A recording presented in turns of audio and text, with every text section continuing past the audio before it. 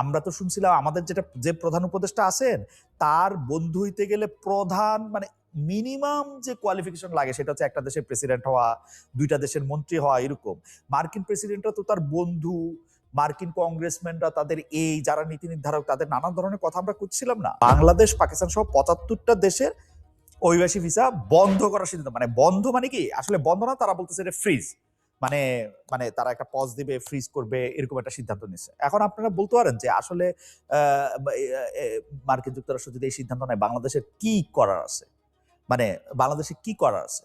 তো বাংলাদেশের কি করার আছে এইটা বললে আর এই যে পৃথিবীর অনেক মানে কি বলে, আমরা তো শুনছিলাম আমাদের যে প্রধান উপদেষ্টা আছেন তার বন্ধু হইতে গেলে প্রধান মানে মিনিমাম যে কোয়ালিফিকেশন লাগে সেটা হচ্ছে একটা দেশের প্রেসিডেন্ট হওয়া, দুইটা দেশের মন্ত্রী হওয়া, এরকম। মার্কিন প্রেসিডেন্টরা তো তার বন্ধু, মার্কিন কংগ্রেসম্যানরা তাদের যারা নীতি নির্ধারক তাদের নানান ধরনের কথা আমরা করছিলাম না। তো এইটার হিসাবটা কি আসলে?